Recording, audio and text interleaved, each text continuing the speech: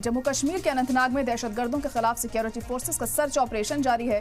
कोकरनाग के जंगलों में सिक्योरिटी फोर्सेस के जवान दहशतगर्दों की तलाश कर रहे हैं। यहां कल शाम को एनकाउंटर में 2 जवान शहीद हो गए, वहीं 3 जवान जख्मी हुए। बताया जा रहा है कि 2 दहशतगर्द घने जंगल में छुपे हुए हैं।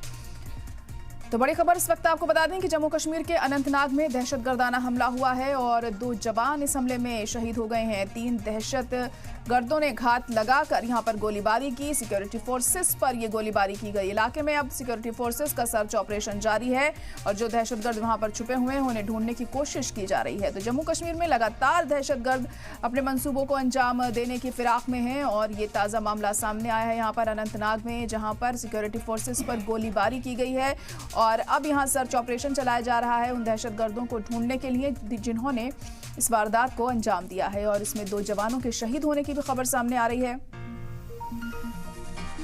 और ये कल शाम को एनकाउंटर हुआ और इसमें 2 जवान शहीद हो गए, वहीं 3 जवान जख्मी भी बताए जा रहे हैं। बताया जा रहा है कि 2 दहशतगर्द जंगल में छुपे हो सकते हैं जिन्हें ढूंढने की कोशिश की जा रही है। चप्पे चप्पे पर जवानों की तैनाती की गई है।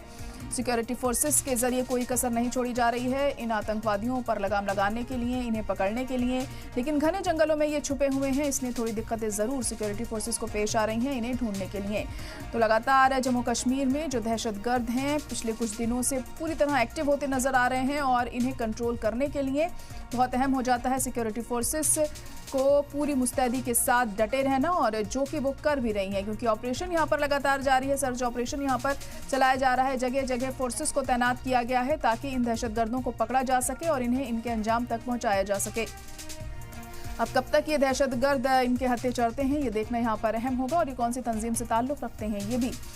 देखने वाली बात होगी। फिलहाल आपको बता दें कि एनकाउंटर में 2 जवान भी शहीद हो गए हैं और हमारे नुमाइंदा खालिद मुंतजिर इस वक्त लाइव जुड़ चुके हैं। खालिद, तो दहशतगर्दों ने इस घटना को अंजाम दिया, 2 जवान इसमें शहीद भी हो गए हैं। फिलहाल सर्च ऑपरेशन चलाया जा रहा है वहां पर, अभी अपडेट क्या मिल पा रही है? देखिए, जरा मैं बताना चाहूंगा कि ये जो कल बाद दोपहर जो एनकाउंटर शुरू हुआ था सिक्योरिटी फोर्सेस और टेररिस्ट के दरमियान, जिसमें 2 फौजी जवान जो फौज के हैं, राष्ट्रीय राइफल्स के हैं, जिनका नाम जो है दिलीप कुमार और अनिल शर्मा बताया जाता है, हवालदार और लास नायक, उनकी जो है शहादत की भी तस्दीक हुई है। उसके साथ साथ एक सिविलियन जो जख्मी हुआ था वो भी जो है जख्मों की ताब न लाकर चल बसा है और उसकी जो है मौत या उसकी शहादत की भी जो है बाज़ाब्ता तौर पे तस्दीक हुई है ज़राइयों से। तो मैं बताना चाहूंगा कि जो ये एनकाउंटर रात भर जारी रहा, इस वक्त हम देख रहे हैं कि वहां पे सिक्योरिटी फोर्सेस को काफी दुश्वारियों का सामना है क्योंकि इलाके में बारिशों का सिलसिला शुरू हुआ है। जैसे कि पहले हमने कहा था कि ढलान वाला एरिया है और सिक्योरिटी फोर्सेस को जो मुश्तरका तौर पे पुलिस, सीआरपीएफ और आर्मी के साथ जो है तालमेल करके इस कार्रवाई को अंजाम दे रहे हैं, उनको काफी दिक्कतों का सामना है क्योंकि वसीओ अरीज जंगल का एरिया है और वहां पे फिर जब ढलान वाला एरिया है और वो टर्न है जहाँ पे सिक्योरिटी फोर्सेस को पहले ही काफी दिक्कतों का सामना था और उस पर बारिश जो आई है और कहीं ना कहीं पे ऐसा लग रहा है कि इस हमले को, इस कार्रवाई को या इस झड़प को कंक्लूड करने में कहीं ना कहीं पे ताख़ीर लग सकती है, मजीद वक्त लग सकता है। लेकिन इस खराब मौसम और खराब जमीनी सूरत हाल के बावजूद भी सिक्योरिटी फोर्सेस बड़ी जो है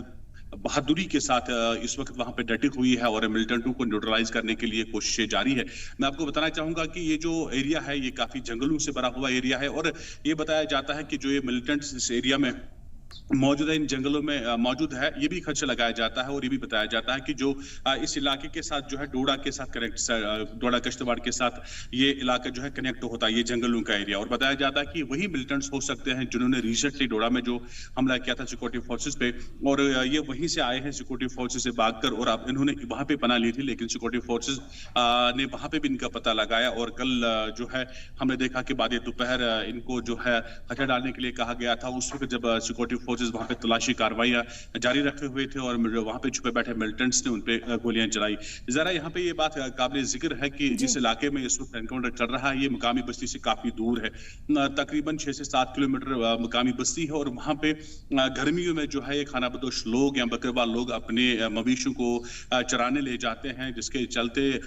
काफी ढलान वाला एरिया है और उसी का फायदा मिलिटेंट्स ने उठाया था कि शायद ये इलाका जो है फौज की नजर से ओझल है, ये लोगों की नजर से ओझल है और शायद वहां पे उनको छुपने में मदद मिल सकती है। और हम देख रहे हैं इस वक्त जब आपसे बात कर रहा हूं इलाके में बारिशें हो रही हैं और बारिशों के चलते कहीं ना कहीं पे रुकावटें आ रही है ऑपरेशन में, और नजदीक जाना वहां पे और देखना कि जो रात कल से ही हम देख रहे हैं कि जो झड़प जारी है और इसमें कितनी कैजुअलिटीज हुई है मिलिटेंट्स की, और वो भी देखना बाकी था। लेकिन जो ही मौसम में बेहतरी आएगी, लेकिन खराब मौसम के बावजूद भी हम देख रहे हैं कि वहां पे जो सिक्योरिटी फोर्सेज बड़ी मुस्तैदी के साथ जमी हुई है। जी जहरा। जी बिल्कुल, सिक्योरिटी फोर्सेस पूरी मुस्तैदी के साथ वहां पर डटे हुए हैं। मौसम खराब है उसके बावजूद भी करीब कितने दहशतगर्द वहां पर छुपे हो सकते हैं, क्या बताया जा रहा है?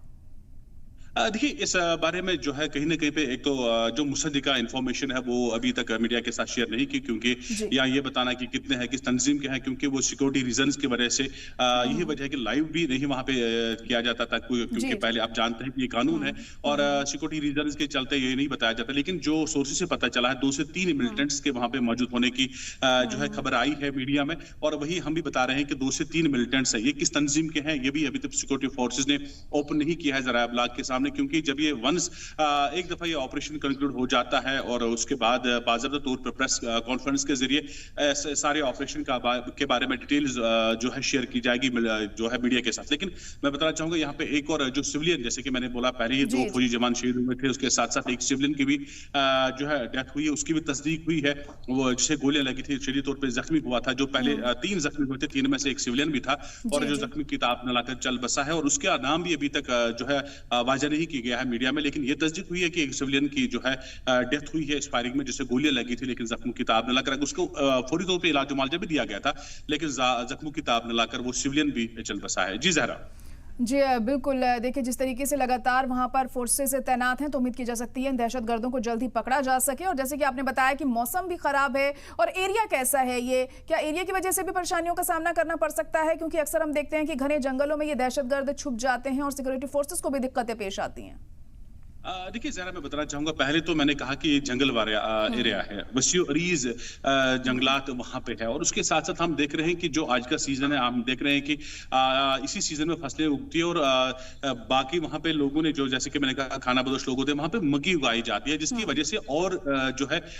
घना समा पैदा हुआ है, और इसी की वजह से जो है ढलान वाला एरिया है, टर्न ऐसी है कि जो जिसे हम ढलान कहते हैं, चढ़ाई वाला एरिया है, और जिसके चलते पहले सिक्योरिटी फोर्सेस को काफी दिक्कतें पेश आती थी। लेकिन यहाँ पे एक बात की तारीफें करनी पड़ेगी कि क्योंकि हमने देखा कि मल्टी लेयर सिक्योरिटी सर्कल कायम किए गए हैं। पहले तो वो एरिया जहाँ पे इस वक्त झड़प जारी है, वहां पे 2-3 लेयर पहले ही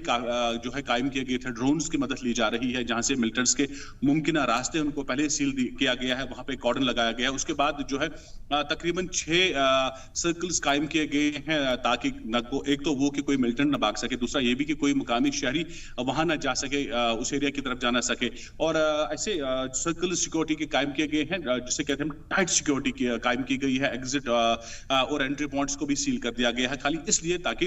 अगर मौसम खराब है, अगर इलाका खराब है, अगर जो टोपोग्राफी ऑफ द एरिया है वो खराब है, लेकिन इसका फायदा मिलिटेंट्स को न मिल सके। और यही वजह है कि जो सिक्योरिटी फोर्सेज है वो टाइम ले रही हैं, भले ही दिक्कतों का सामना है, लेकिन इस बात के कभी इम्कानात है कि मिलिटेंट्स को न्यूट्रलाइज किया जाएगा, भले ही वक्त लगे, लेकिन सिक्योरिटी फोर्सेज को कामयाबी मिलने की उम्मीद है। जी जहरा। चलिए ठीक है, बहुत शुक्रिया सारी जानकारी के लिए खालिद।